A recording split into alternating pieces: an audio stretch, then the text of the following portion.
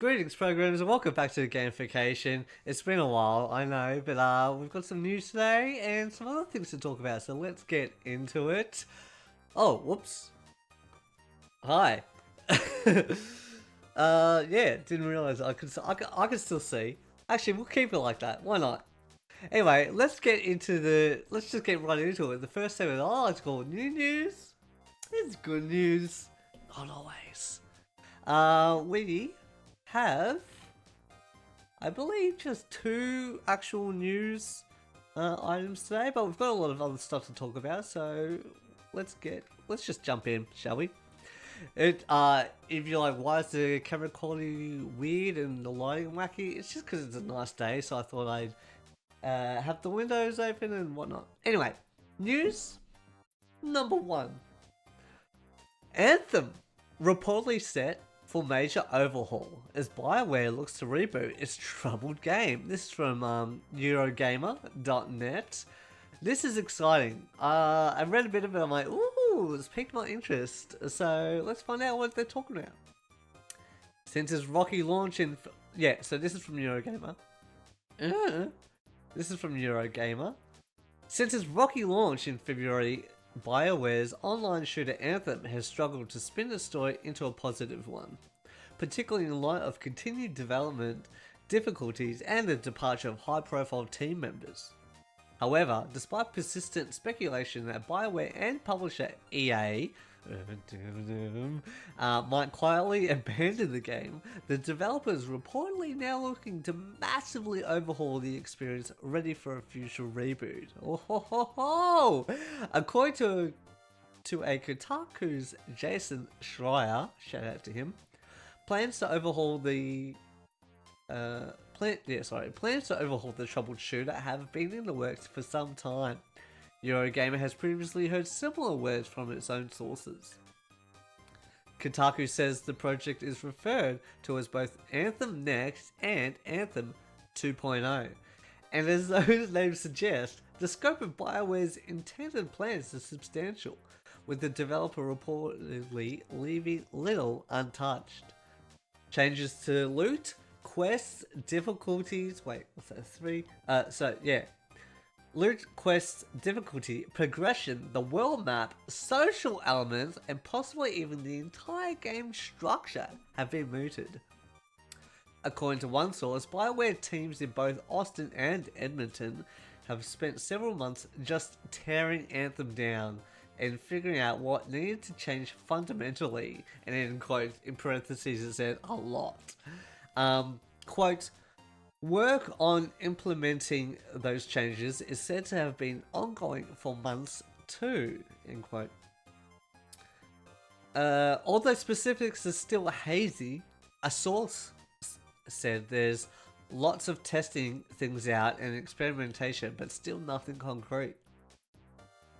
One person told Kotaku that Bioware may attempt to separate its map into smaller chunks to enable the team to play around with each one more freely without the constant worry of introducing map-wide bugs. Additionally, it's given consideration to what a mission technically is, which could see Anthem abandoning the need to return to Fort Tarsus at the end of each quest to better integrate the disparate parts of the game. There's currently no timeline for the advent of Anthem 2.0, however, and discussions are still ongoing on how such a significant overhaul might be delivered.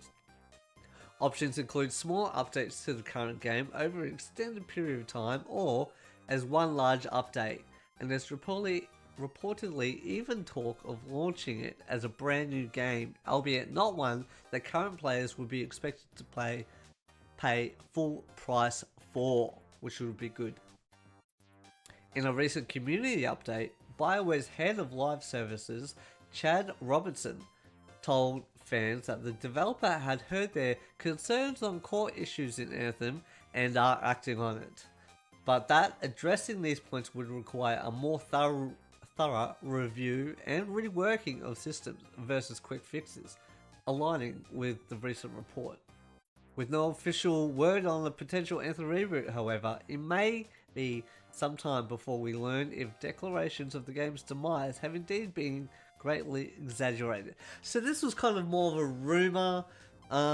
It's more rumorish, but since Kotaku and Eurogamer, both Kotaku and Eurogamer have been saying some of the same things, it seems a lot more likely, and especially with a lot of the player base falling out. Like, I remember trying to get back on it a while back, and it seemed a lot like barren almost. Like, there wasn't many people there. I was trying to get into matchmaking, and that was taking either too long or it just wasn't happening at all. So it could seem like, yeah, they're gonna shut it down soon, and yeah, there's been no real new updates or anything that I've been talking about. They haven't really been advertising. It's just been, hey, we had that endgame content, which wasn't really much at all, and we had the raid, I believe they had, and that was it. And then they've been pretty quiet after that. So I think they're they're just staying quiet for now. It seems at Bioware, saying, shit, with a lot, especially with losing a lot of their head team managers, with them moving on to other games or even other companies. It just seems like it's either going to go away forever, or they're going to go quietly into the night and rebuild their forces into a better working game. Fingers crossed, because I actually had quite a bit of fun playing Anthem with my friends, even though it was buggy as hell. Like, we just laughed it off, going, man, this is something, new games, you know. But it was fun to play with. Like, the actual character models were awesome. Everything looked cool. I really enjoyed going back into the Fort Tarsus and exploring the characters there. There was a lot of good character story. It's just the gameplay was very repetitive, and especially after Endgame, where it was just kind of doing the same missions over and over, and there wasn't really much new or change. There wasn't much change to it. So yeah, that's the problem. But I'm hoping that they're gonna completely completely rebuild it. But we'll just have to wait and see. Let me know down in the comments below. What do you think? Were you a fan of Anthem, or were you not? Were you just put off by, like, ugh, this is rubbish? So I'd love to hear from you guys. News number 2. Google Stadia's launch lineup. This is from gamesindustry.biz. Google Stadia has revealed Google Stadia has revealed the games that will be available on its streaming service when it launches this week, not next week, I believe, or this week, depending on what time my video goes up, which include 12 total games and are only one exclusive. The exclusive is Guilt GYLT, an indie puzzle adventure game from Tequila Works. The list also includes 3 games in the Tomb Raider franchise, as well as Destiny 2 The Collection, which will be free to all Stadia Pro subscribers, essentially everyone at launch. All other titles will need to be purchased separately. GamesIndustry.biz has reached out to Google for comment on the pricing details for the other games. The other games are Assassin's Creed Odyssey, Destiny 2 The Collection, Guilt, Just Dance 2020, Kine or Keen, Kine, I don't know how to pronounce that, Mortal Kombat 11, Red Dead Redemption 2, that's also out on PC, Rise of the Tomb Raider, Samurai Showdown, Shadow of the Tomb Raider Definitive Edition, Thumper, and Tomb Raider Definitive Edition. Google has also stated they will add 14 more games to the service by the end of the year. They are Attack on Titan 2, Final Battle, Borderlands 3, Darksiders Genesis, Dragon Ball Xenoverse 2, Farming Simulator 19, Final Fantasy 15, Football Manager 2020, Tom Clancy's Ghost Recon Breakpoint, and Grid, Metro Exodus, NBA 2K20, Rage 2, Trials Rising, and Wolfenstein Youngblood. Awesome. Google Stadia will only be available at launch to those who purchased either a Founders Pack or the Premier Edition, which includes a 3-month Stadia Pro subscription, a Chromecast Ultra, and a Google Stadia controller. A standalone Pro subscription for $10 a month, US I believe, will become available at a later date, and the free version of the service, Stadia Base, will become available in 2020. Okay, so that's it for the main news things. I know one was kind of more a rumor, but it seems very likely. But now we go on to the next segment that I like to call...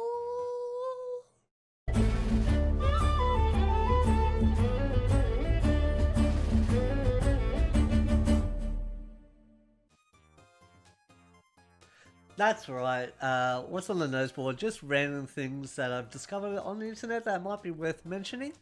And also just some other stuff I like to promote and other rumors and whatnot. So let's get into that. First of all, I made a little Star Wars trailer thing myself, just like a fan-made music video thingy.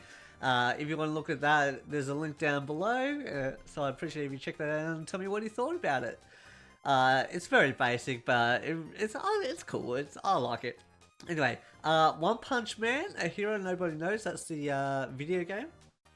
If you're into anime and stuff, that has a release date now of February 28th, 2020. So pretty early in the year.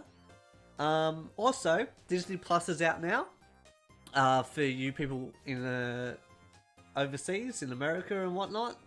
I believe Canada and some places in Europe. I'm not entirely sure. Correct me if I'm wrong. It's not out here in Australia yet. Next week or on the 19th, so very soon. And The Mandalorian has been out apparently. That came out same time. And if you want to check out reviews for that, or if you haven't seen it yet, I definitely recommend it. People have been saying great things about it. 2 episodes are up, I believe. I'll be doing a review next week of episode 1. And if episode 2 is out as well, then I'll do one of that. But so just keep an eye out for that. That's awesome. Very excited to see that.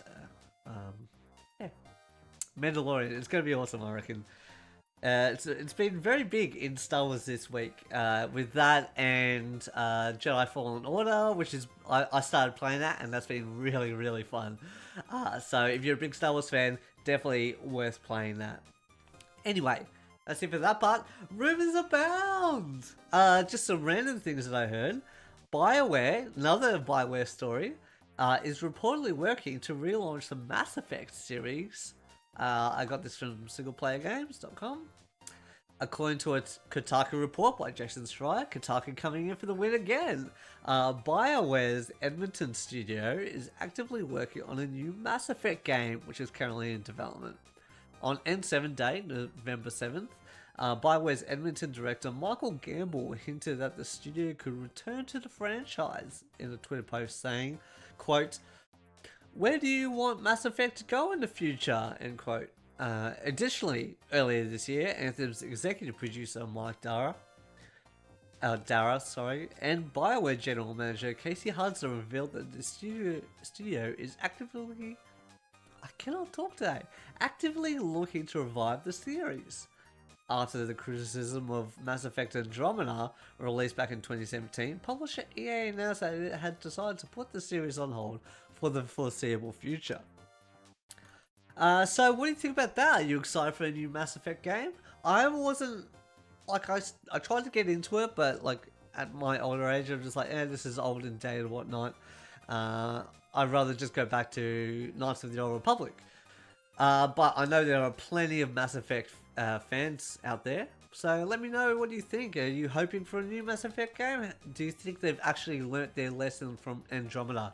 Because from what I heard, that was a big technical blowout, I guess you could call it. Anyway, another rumor is there might be a series or a movie of what happens after Endgame. Some kind of, what was it? The Young Avengers? So I'll just read from the article that I got from comicbookmovie.com as well. Wait, was that both from... No, one was single player games, the other one was comic book movie. Earth's mightiest heroes may have emerged triumphant at the end of Avengers Endgame, but with no Captain America or Iron Man, spoilers, it's hard to say who will be next to assemble the heroic team. As a result, a void has been left in the Marvel Cinematic Universe, which could be filled by the Young Avengers or possibly the Thunderbolts. According to MCU Cosmic, a project starring the characters who make up that team of villains masquerading as heroes, in their earliest incarnation anyway, is currently in development at Marvel Studios. There are definitely a lot of characters already in the MCU who could make up that team, and as of right now there's no word on whether this would be a movie or another Disney Plus series. In related news, the site is claiming that Ironheart, which is like a girl who was in college, I believe, from what I understand. I haven't read the series, but she's a African American girl who is a fan of Tony Stark and built her own Iron Man costume, or I can't remember what it's called. What's it called?